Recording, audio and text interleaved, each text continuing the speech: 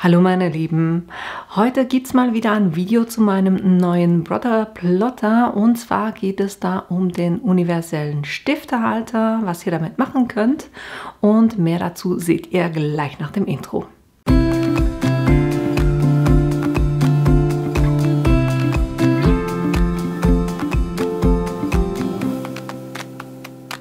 In diesem Video geht es wie gesagt um den Universal Pen Holder oder Universal Stiftehalter für die Brother Plotter und ich werde euch da einfach mal zeigen, wie das Ganze funktioniert, so ein paar Tipps und Tricks dazu geben und dann habe ich ein kleines Projekt und dieses Projekt ist tatsächlich ein kleines Experiment. Experiment deshalb, weil ich mir noch nicht ganz sicher bin, wie gut das funktioniert, aber ich hatte da eine Idee und die möchte ich euch zeigen und das ist nicht nur jetzt für diejenigen, die einen Plotter haben, sondern es geht so ein bisschen drum, dass ihr auch Hintergründe sublimieren könnt, wenn ihr keinen Sublimationsdrucker habt.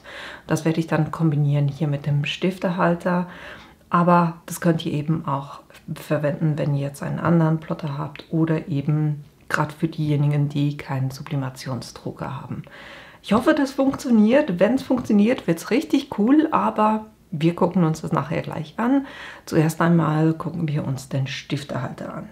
Für diejenigen, die schon einen Brother Plotter haben, kennen das vielleicht, ne? Der Stiftehalter, da gibt es die Stifte von Brother, das sind so ganz kleine, die hier so in einen Stiftehalter reinkommen und man das Ganze dann so in den Plotter rein macht. Das ist für, ich hatte das im Zusammenhang mit dem CM900, aber das funktioniert auch mit dem DX1350, den ich jetzt habe.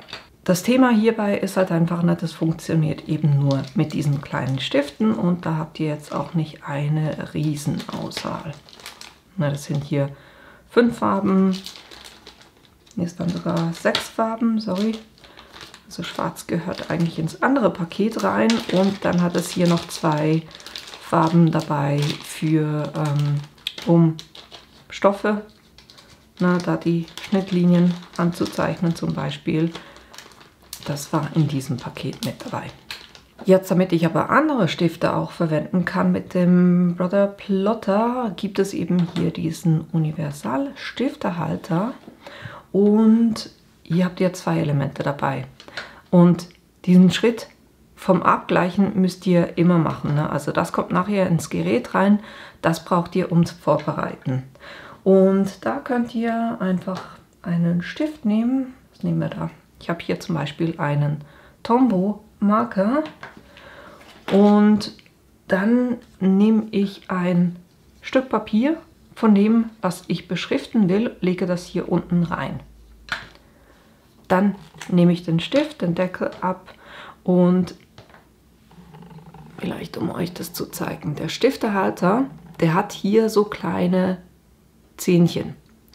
Und was ihr macht den Stift rein, dann hebt ihr das hoch, dreht es und verankert dann die Rädchen wieder an der anderen Position, also je nachdem, wie dick euer Stift ist. Und was hierbei passiert ist, ich hoffe, ihr seht es. Im Moment seht ihr, dass dass da nichts drin ist, was Widerstand erzeugen könnte. Aber wenn ich jetzt das drehe, kurz die Sachen wegnehmen. So, ich versuche es nochmal. Ausgangsposition, jetzt drehe ich das Ganze. Und jetzt seht ihr, dass so kleine Zahnrädchen rauskommen und die verankern dann den Stift in der entsprechenden Position. Das heißt eben hier, ne, das Papier, was ihr beschriften wollt, unten rein, den Stift hier rein und dann habt ihr hier so kleine Pfeile und hier habt ihr auch kleine Pfeile. Und so legt ihr das rein und dann lasst ihr den Stift einfach so fallen, dass er unten das Papier berührt und dann dreht ihr an diesem Halter, bis es quasi einrastet und ihr nicht weiter drehen könnt. Und dann sitzt hier der Stift drin. Dann könnt ihr das rausnehmen und das so in den Plotter reinmachen. Und so bleibt dann der Stift in der Position. Ne? Und zum Rausnehmen einfach wieder hochheben, drehen, runterlassen bei der Ausgangsposition. Dann könnt ihr den Stift wieder rausnehmen.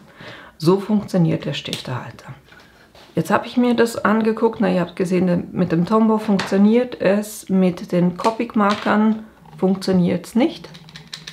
Der ist zu groß. Also es geht nicht für alle Stifte, gerade so dicke nicht. Aber für dünnere Stifte, wie hier zum Beispiel der Micron Pen, mit dem ich sehr gerne arbeite, der hat hier drinnen Platz. Ich kann das drehen und den auch verankern. Ne? Also da funktioniert es. Upsi. Oder was haben wir noch? Hier zum Beispiel, mit denen werde ich heute noch arbeiten. Das sind die Sublimationsstifte von PlotX. Auch hier, ne? Bin auf der Ausgangsposition, kann den Stift hier reinmachen und drehe das Ganze wieder, bis ich nicht weiter drehen kann und lasse es wieder fallen. Und so sitzt der einigermaßen gut. Der hier rutscht ein bisschen, da zeige ich euch nachher, was hier mein Hack ist dazu, damit es trotzdem funktioniert. Es gibt auch Stifte, wie hier zum Beispiel ein Bleistift. Ich verwende Bleistift auch gern, um Motive vorzuzeichnen. Zum Beispiel, wenn ihr ein Kolorieren für eine Karte machen wollt, wo ihr ein Motiv habt, wo ihr keine Linie haben wollt. Na, da könnt ihr das mit dem Bleistift vorzeichnen.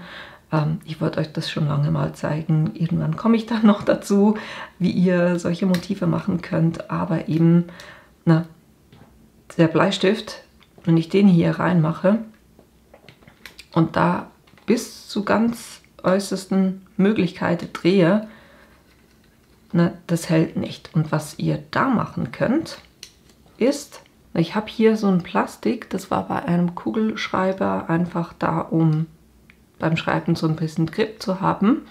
Das habe ich da abgeschnitten, aufgeschnitten, abgeschnitten. Und jetzt kann ich das ganz einfach hier um den Bleistift herumlegen. Das rutscht so nicht, weil es eben Gummi ist. Und so kann ich das Bleistift hier reinmachen. Und dann das Ganze zudrehen.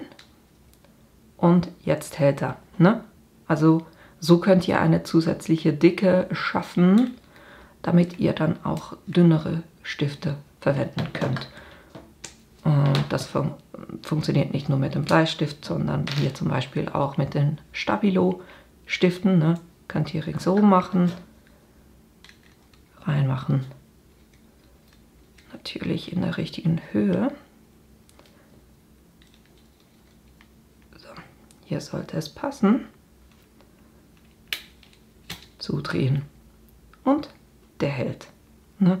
Und so könnt ihr das genau gleich dann auch anpassen mit einem Papier von der Größe her, und so könnt ihr auch solche Stifte verwenden. Jetzt gehen wir kurz noch zum Plotter rüber.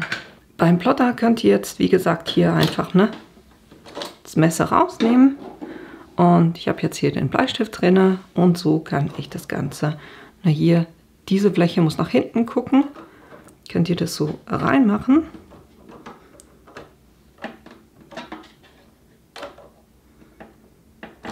So, jetzt zumachen und dann sitzt es hier richtig, und dann könnte ich die Matte laden und was damit zeichnen. Zum Zeichnen, entweder ihr habt irgendetwas, wo ihr drauf zeichnen wollt, das könnt ihr dann bei den Daten abrufen, oder ich kann hier auch einfach ein Muster verwenden, zum Beispiel eine Schrift, die mir gefällt, finde ich hier ganz witzig. Wenn ich jetzt zum Beispiel eine Zahl wählen möchte, Geburtstagskarte zum 6. Geburtstag, ne? Dann kann ich hier die Größe anpassen. Ich mache das jetzt massiv größer, einfach damit ihr das seht. Dann kann ich sagen, einfügen. Wenn ich das jetzt auf zum Beispiel eine Karte machen würde, dann würde ich hier zuerst die Matte scannen, wenn die Karte auf der Matte drauf ist, damit ich dann weiß, wo ich die 6 positionieren muss. Mache ich jetzt nicht zum Zeigen, aber ich wollte euch hier einfach zeigen, bei Bearbeiten, Objekt bearbeiten, könnt ihr nicht nur eben die Position verschieben, sondern ihr könnt auch eine Füllung geben. Hier habt ihr Ausfüllen, On, Off. Ich mache es jetzt mal auf On. Und dann habt ihr verschiedene Füllmuster. Und hier habt ihr zum Beispiel ein ganz Ausfüllen. Ihr habt Streifen, Quadrate, hier solche Dreiecke, ganz verschiedene Muster. Und ich wähle jetzt einfach mal dieses hier zum Beispiel aus und sage okay. Und jetzt können wir uns mal angucken, wie das aussieht. Das würde dann so aussehen, dass das hier eben mit die 6 mit diesem Muster gefüllt ist. Könnt es aber auch noch anpassen, wenn ihr sagt, ich möchte das Muster, aber ich möchte einen größeren Abstand haben, könnt ihr den hier noch erhöhen und ihr könnt sogar die Füllrichtung anpassen. Ich mache mal hier einfach was. Ja, das sind so diese Sachen und jetzt gucken wir uns das nochmal an. Dann sieht das Ganze schon ein bisschen anders aus. Also hier habt ihr individuell die Möglichkeiten, das auszufärben. Vielleicht noch ein Tipp hier beim kompletten Ausfüllen. Der Plotter füllt Sachen aus, dass er immer einfach hin und her, also nur in der horizontalen quasi zeichnet. Das heißt, wenn ihr etwas habt, was so in dieser Form ist, dann würde er so hin und her gehen. Und das geht dann noch einigermaßen vom Ausfärben her. Aber wenn ihr was Längliches habt, dann macht er die Streifen von oben nach unten, versucht er das auszufüllen. Oder er füllt es auch. Er versucht nicht, er füllt es aus. Aber das dauert natürlich entsprechend lange.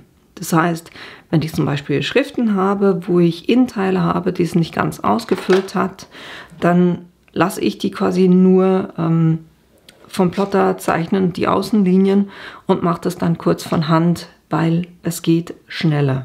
Ich habe kürzlich versucht, ein Motiv auszufüllen, der hat mir dann 100 Minuten angezeigt.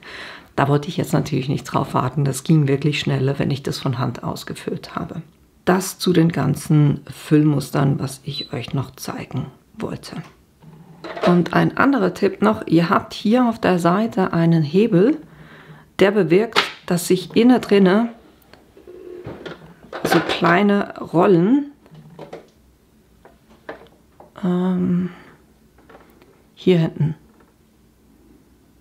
hat es Rollen und die kann ich hoch oder runter machen. Und beim Zeichnen würde ich da wirklich gucken, dass ihr den Hebel hoch macht. Das heißt, dass ihr die Rädchen hochhebt, damit euch da nichts verschmiert. Das sind die Tipps, die ich euch geben wollte. Und jetzt gehen wir zu meinem kleinen Experiment rüber. Für mein kleines Experiment hatte ich eine Idee. Und zwar hatte mir da jemand eine Frage gestellt zum Stempel kolorieren, und als ich mir das Video nochmal angeguckt hatte, was ich damals gemacht hatte, dachte ich so, was ich da mit den Tombow-Markern mache, das könnte ja eigentlich auch mit den Sublimationsstiften funktionieren, weil das Prinzip ist eigentlich fast dasselbe. Das heißt, wenn ich mit solchen Stiften, wenn ich eine Linie mache, ist alles wunderbar. Wenn ich aber da noch das versuche auszumalen und eine Überlappung habe, dann seht ihr die Überlappung. Dort, wo sich die beiden Linien treffen, ist es dann dunkler.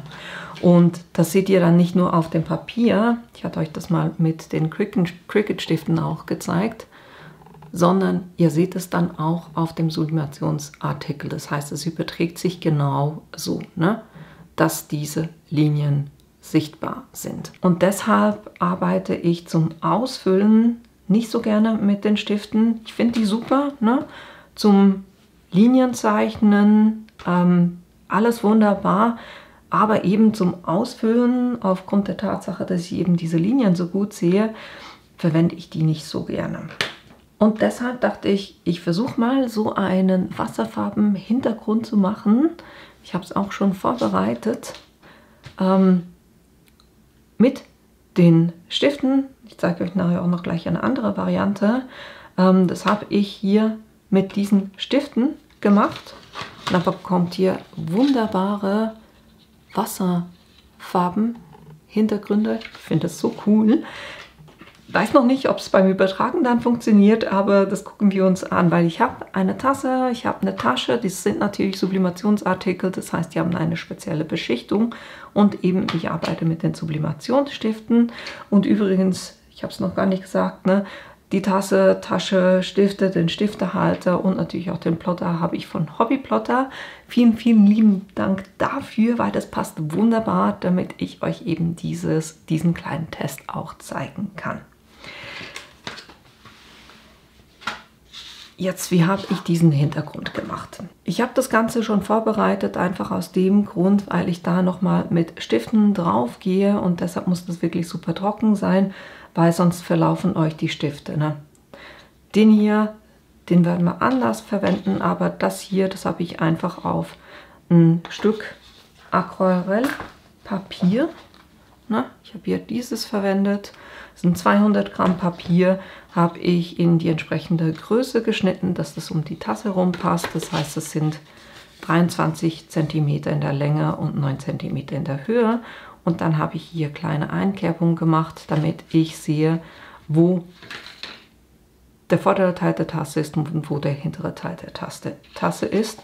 Und dementsprechend habe ich das hier drauf gebracht und dann eben über Nacht trocknen lassen. Warum ich hier ein Aquarellpapier verwendet habe und kein Sublimationspapier, hat den Grund, dass das Papier ist ja dafür gemacht, dass man da super auch mit Wasser arbeiten kann und die Farbe eben noch so ein bisschen auf dem Blatt verteilen kann, verschieben kann und das zieht es weniger gut ein.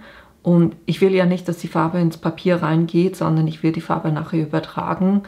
Und die Kombination von diesen beiden Sachen führt dazu, dass sich jetzt für diese Variante das Aquarellpapier eigentlich fast besser eignet als ein Sublimationspapier. Jetzt, wie habe ich das Ganze gemacht? Ihr seht, ich habe hier Violett. Ihr könnt natürlich die einzelnen Farben nehmen. Na, hier habt ihr Gelb, Orange, Grün, Rot, Schwarz und Blau.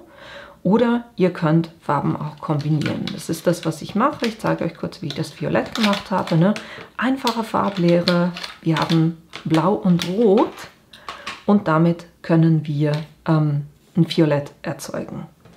Was ich mache, ist, ich nehme den Stift. Ich habe hier einfach so eine Acrylplatte. Da könnt ihr auch, ne, die ihr für Stempeln verwendet, einfach irgendeine Unterlage, die die Farbe nicht aufnimmt und wo ihr da mit Wasser drüber gehen könnt. Und da mache ich jetzt einfach ein bisschen mit dem Stift Farbe hier drauf. Ne?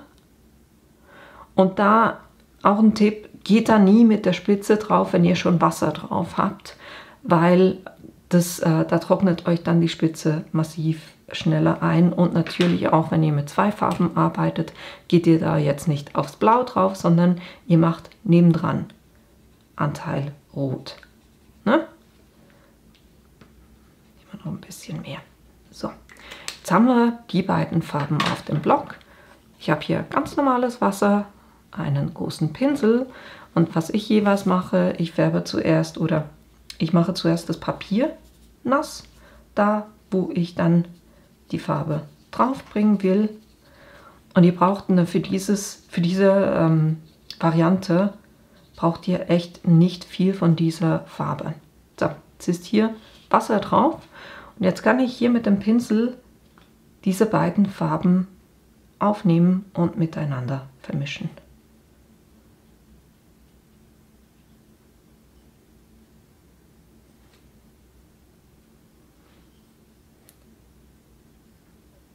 Dann müsste ich eigentlich ein Violett erreichen. Ich muss mal kurz gucken, von was ich noch mehr brauche.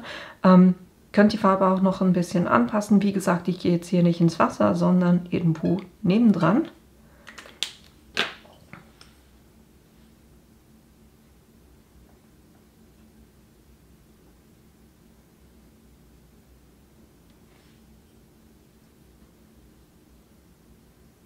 Nee, doch ein bisschen mehr Rot.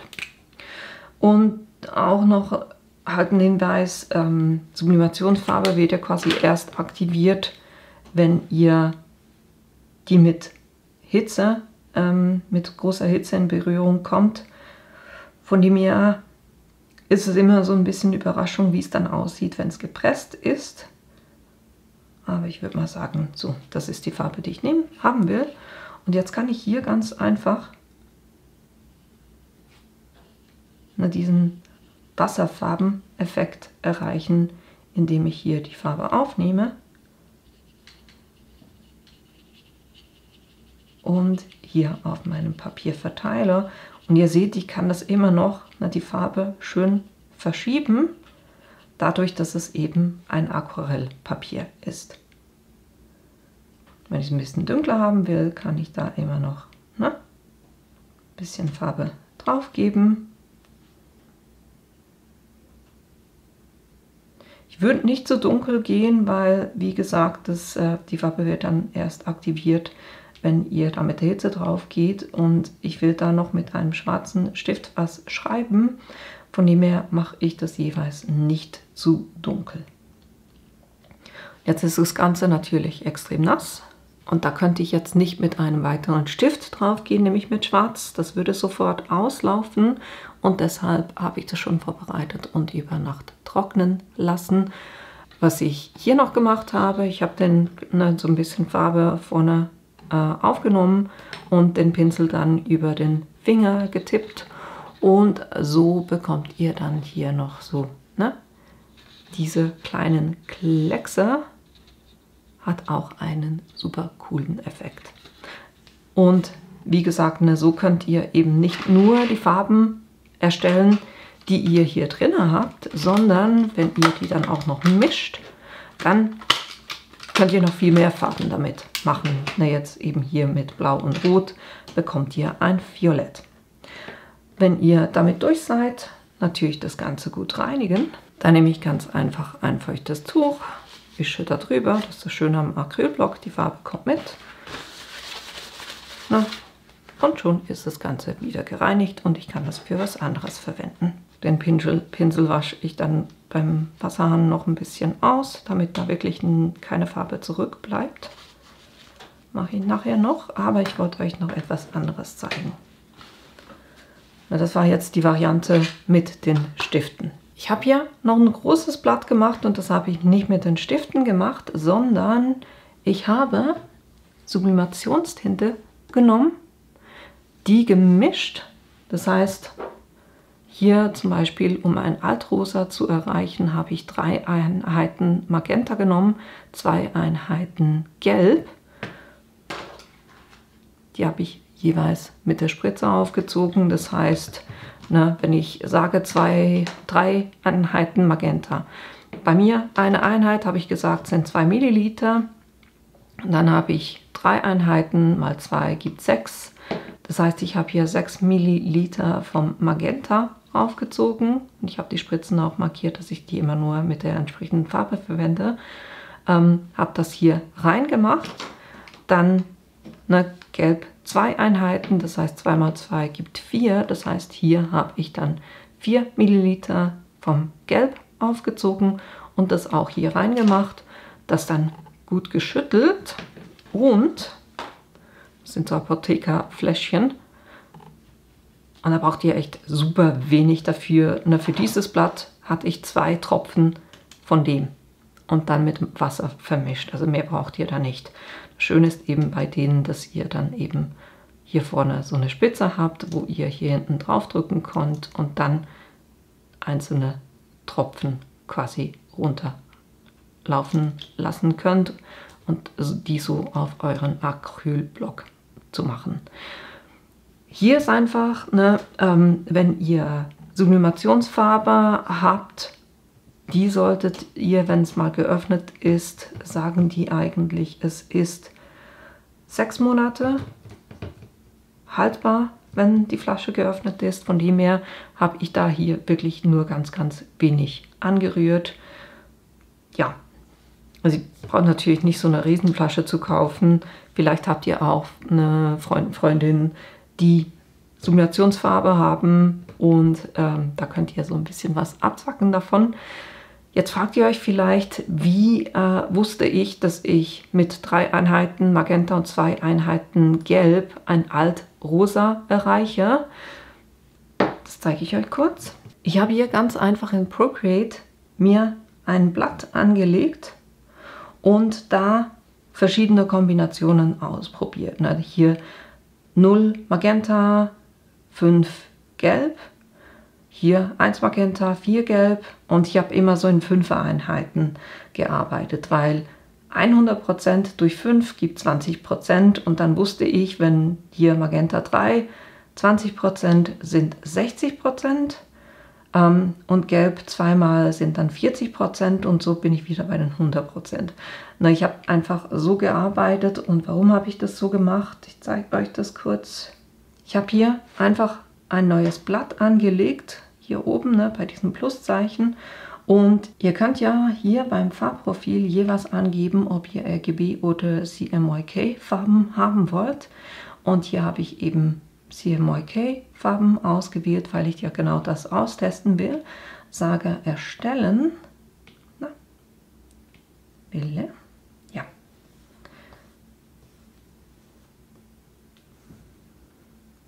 Und dann habe ich hier bei den Farben, jetzt zum Beispiel dieses Altrosa. Ich habe gesagt 3 Einheiten Magenta, 2 Einheiten Gelb.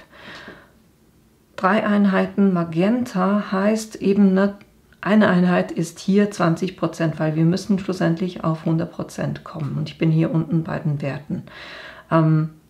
Und deshalb, ich habe zuerst die Cyan, das habe ich auf 0.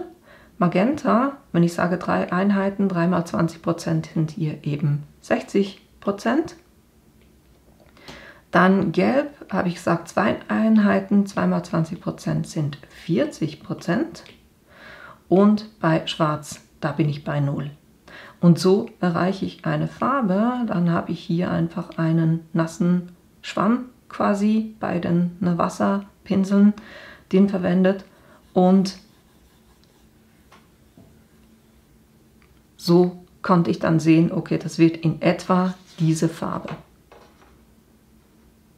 Wir gucken uns dann nachher an, wie es aussieht, wenn es gepresst ist, aber jetzt bin ich doch schon sehr nahe an dieser Farbe dran. Genauso habe ich das eben ausgetestet und so ein paar Kombinationen gemacht. So, jetzt habe ich vorhin drüber gefärbt, bevor ich das geschlossen habe, aber ich habe mir ein Foto davon gemacht, von dem her passt schon. Ich habe dann hier einfach gespielt mit Gelb und Magenta. Ich habe gespielt mit Magenta und Cyan. Hier zum Beispiel um Violett zu erreichen, wären es 3 Anteile Magenta, 2 Anteile Cyan. Das ist das Blau, hier für so ein Türkis zu bekommen, wären es 2 Anteile Gelb und 3 Anteile Cyan. Also so einfach diese Spielereien, um herauszufinden, in etwa was für Farben ich erreichen kann. Das ist ein kleiner Tipp. Und so habe ich das eben zusammengemischt und dann 2 Tropfen von dem, also zuerst geschüttelt natürlich, dass es wirklich gut vermischt ist, dann 2 Tropfen von dem hier auf die Acrylplatte drauf gemacht und dann eben auch mit massenhaft Wasser vermischt. Auch hier habe ich zuerst das Blatt nass gemacht und erst dann bin ich mit der Farbe hier drauf und habe so diesen Hintergrund erstellt. Hier da habe ich ein 300 Gramm Aquarellpapier genommen, ganz einfach aus dem Grund, weil ich vom anderen nur kleinere Sheets hatte und ich will das als Hintergrund für die Tasche verwenden. Von dem her brauchte ich da ein bisschen was Größeres. Das ist das Prinzip, wie ich das alles erstellt habe. Und ich kann mir auch vorstellen, selbst wenn man einen Sublimationsdrucker hat, sowas trotzdem mal auszuprobieren, weil es sieht schon, also zumindest auf dem Papier sieht es schon wirklich cool aus, Und wir werden damit jetzt noch ein bisschen weiterarbeiten. Das hier will ich für die Tasse verwenden und da werde ich jetzt eben dann noch mit einem schwarzen Stift da was drauf schreiben mit dem Plotter und dem Universal-Stifterhalter. Dann werden wir das auf die Tasse übertragen Und das hier verwende ich für die Tasche und da wollte ich euch zeigen, wie die Kombi aussieht, wenn ihr Sublimation auf ein Element macht, bei mir jetzt eben die Tasche, und dann mit Flexfolie drauf geht. Das heißt, hier wird es diese Kombi sein. Und mit diesen beiden Sachen mache ich weiter. Warum mit diesen beiden? Weil ich das eben über Nacht schon habe trocknen lassen und das jetzt hier wirklich schön trocken ist. Das Motiv für die Tasche habe ich auch schon ausgeplottet, natürlich gespiegelt, ne? Das kommt dann nachher so drauf. Von dem her, das ist schon vorbereitet. Und jetzt kümmern wir uns noch um die Tasse. Und ich musste das Papier hier wirklich gut festkleben, weil, naja, es hat Aquarellpapier und das versucht sich immer wieder so ein bisschen hochzuheben. Und damit der Stift hier gleichmäßig schreiben kann, habe ich das versucht, wirklich gut hier auf der Matte festzukleben. Jetzt brauchen wir eben den Stift, ne, den schwarzen Sublimationsstift und unseren Stiftehalter. Ne, der kommt hier so rein. Und was ich gemacht habe, ist hier ein Stück Malerkrepp ringsherum zu machen. Aber ich habe gemerkt, dass der Stift trotzdem so ein kleines bisschen hochkommt. Und deshalb nehme ich noch mehr Malerkrepp und werde es nachher oben dran noch festmachen. Jetzt brauche ich ein Stück vom 200 Gramm Papier, ne, auf das ich zeichnen will. Mache das hier unten rein, dann den Stift rein.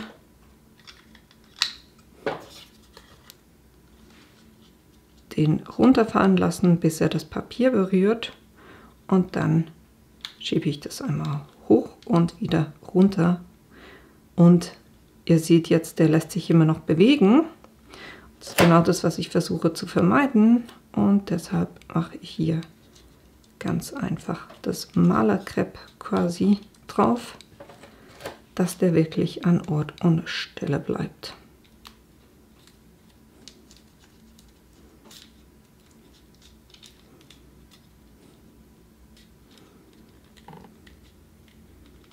So, jetzt kommt er nicht wieder hoch. Kann ich das runternehmen und das so in den Plotter reinmachen. Dann habe ich mir die Datei auch schon auf dem Plotter Canvas vorbereitet und die übertragen. Natürlich alles auf Zeichnen gesetzt und nicht schneiden wie bei der Vinylfolie. Und das ist die Datei. Jetzt damit ich weiß, wo ich die platzieren muss, mache das hier kurz nochmal raus. Jetzt natürlich eben die Rädchen unten anheben, die Matte laden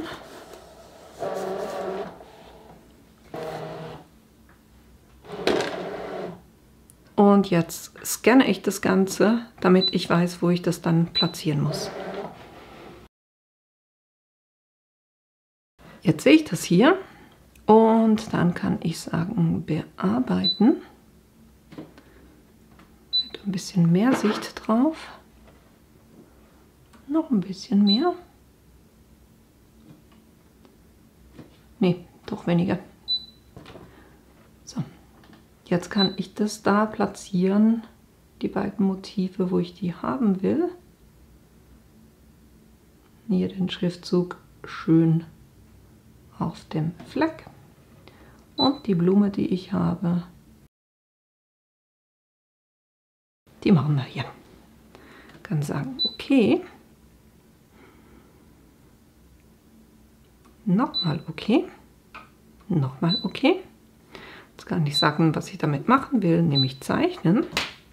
Jetzt müssen wir natürlich den Stift wieder reinmachen.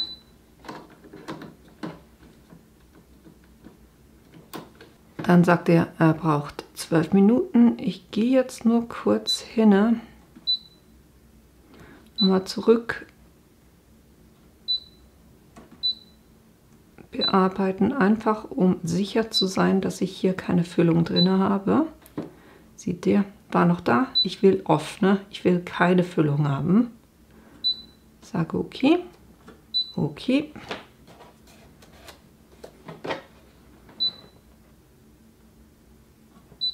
alles okay. Nochmal zeichnen. Jetzt dauert es nämlich nur noch 7 Minuten. Und jetzt kann ich sagen, Start.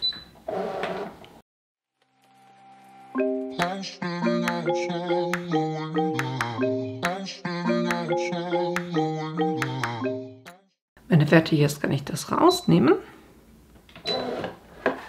Das hat wirklich funktioniert auch mit dem Thema, dass ich den festgemacht habe. So ist es auch nicht wieder rausgerutscht. Jetzt ist das Ergebnis natürlich immer besser, wenn ihr das auf einem schönen glatten Papier macht, wie zum Beispiel ein Sublimationspapier. Aber ich werde jetzt da ganz einfach, ne, ich sehe jetzt schön, wo was ist, und ich werde jetzt ganz einfach von Hand das noch ausfüllen und das noch ein bisschen aufhübschen. So, ich habe das Ganze nachgezeichnet. Ihr könnt sowas natürlich auch machen, dass ihr gar nicht erst einen Plotter verwendet, sondern das einfach von Hand schreibt. Ne? Dafür eignen sich die Stifte wirklich auch super, ne? Wie ihr das lieber mögt. Die Tasse habe ich schon gereinigt und jetzt kann ich das hier passend drauf bringen. Und hier geht es jetzt darum, dass ihr das wirklich super schön straff hier drauf bringt, ne? Dass das wirklich schön straff an der Tasse liegt.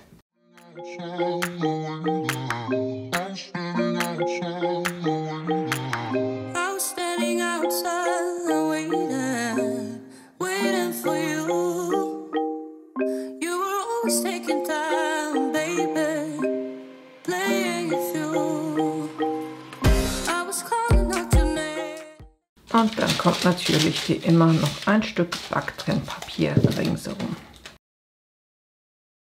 Jetzt werde ich das Ganze pressen. Die Tasse, die für die Stifte sagen so 190 Grad, 60 Sekunden. Genau das mache ich.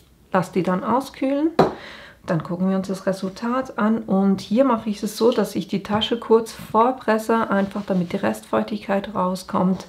Dann mache ich das hier drauf, werde das logischerweise auch festkleben, wenn die Tasche runtergekühlt ist. Ne? Zuerst runterkühlen lassen, dann das hier drauf bringen.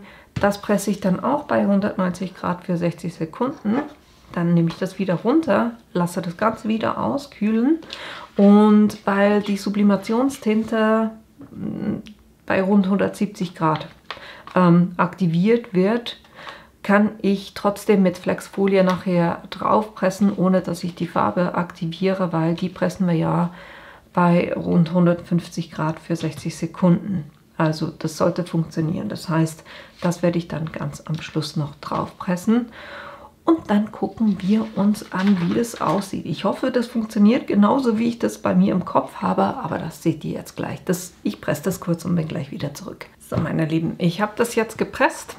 Und seht ihr dann gleich, ne, hat es funktioniert oder hat es funktioniert. Eines davon finde ich super cool. Das andere habe ich nochmal was anderes probiert. Und zwar fangen wir mit der Tasse an. Hier ist der Wasserfarbeneffekt extrem cool geworden. Finde ich wirklich Hammer.